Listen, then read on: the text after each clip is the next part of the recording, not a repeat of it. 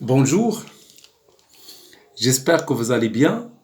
Dans cette séance, nous allons voir comment exploiter le diagramme de la vitesse.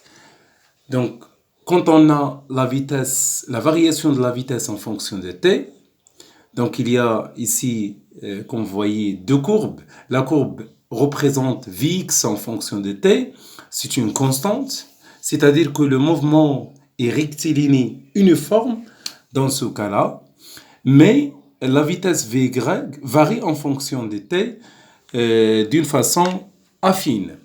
Donc, le mouvement, selon l'axe OY, c'est un mouvement rectiligne uniformément varié. Donc la question qui se pose, comment déterminer la vitesse V0 et comment déterminer alpha dans ce cas-là? Commençons par la vitesse initiale V0.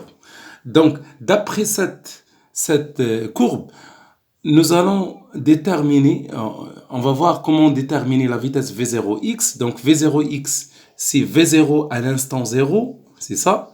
Donc graphiquement, on trouve 5, 6, 7, 8, 9, 10, 11, 12, 13. Donc 13. Donc V0x graphiquement, c'est 13 mètres par seconde. De la même façon pour V0y, donc V0y, c'est 4 mètres par seconde. Donc voici les coordonnées de la vitesse initiale V0. Donc graphiquement V0x 13, V0y 4, et par conséquent, la norme de V0, c'est la racine de V0x au carré plus V0y au carré. Ce qui donne 13 au carré plus 4 au carré. Donc ça donne 13,6 mètres par seconde.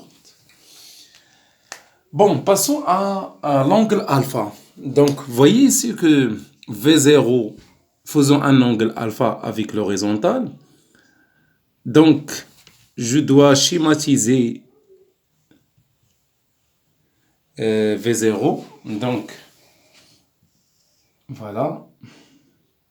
Voilà V0. Faisons un angle alpha avec l'horizontale. Donc, V0, ça c'est l'angle alpha.